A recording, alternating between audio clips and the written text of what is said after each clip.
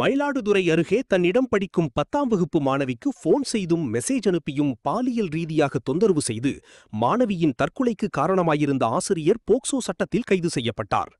மயிலாடுதுறை மாவட்டம் மணல்மேடு காவல் சரக எல்லைக்குள்பட்ட கிராமத்தைச் சேர்ந்த 16 வயது சிறுமி ஒருவர் அதே ஊரில் உள்ள அரசு உயர்நிலைப் பள்ளியில் 10ஆம் வகுப்பு தேர்வு எழுதிவிட்டு விடுமுறையில் வீட்டில் இருந்து வந்துள்ளார்.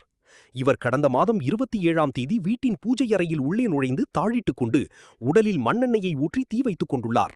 சிகிச்சைக்காக தஞ்சாவூர் அரசு மருத்துவக் கல்லூரி மருத்துவமனையில் சேர்க்கப்பட்ட நிலையில் 28ஆம் தேதி சிகிச்சை பலனின்றி உயிரிழந்தார். இதுகுறித்து சிறுமியின் தாய் மணல்மேடு காவல் நிலையத்தில் புகார் அளித்தார்.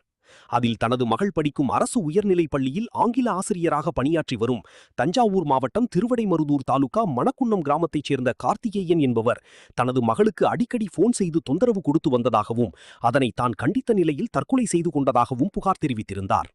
புகாரின் பேரில் சந்தேக மரணம் என போலீசார் வழக்கு பதிந்த விசாரணையில் ஆசிரியர் கார்த்திகேயன் அடிக்கடி அச்சிறுமிக்கு போன் செய்தும் மெசேஜ் அனுப்பியும் பாலியல் ரீதியாக தொந்தரவு செய்து வந்தது தெரியவந்தது.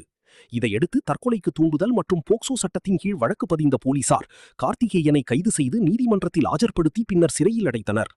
முன்னதாக இச்சம்பவம் தொடர்பாக சிறுமியின் பெற்றோர் அளித்த புகாரில் போலீசார் 194 BNS சட்டத்தில் வழக்கு பதிவு செய்த நிலையில் கிராம மக்கள் மாணவி படித்த பள்ளி ஆசிரியர் கார்த்திகேயன் மாணவிக்கு பாலியல் துன்புறுத்தல் அளித்ததால் மாணவி தற்கொலை செய்து கொண்டதாக கூறி சாலை மறியல் போராட்டம் நடத்தியதைத் தொடர்ந்து போக்சோ வழக்கு பதிவு செய்யப்பட்டு ஆசிரியர் கைது செய்யப்பட்டுள்ளது குறிப்பிடத்தக்கது.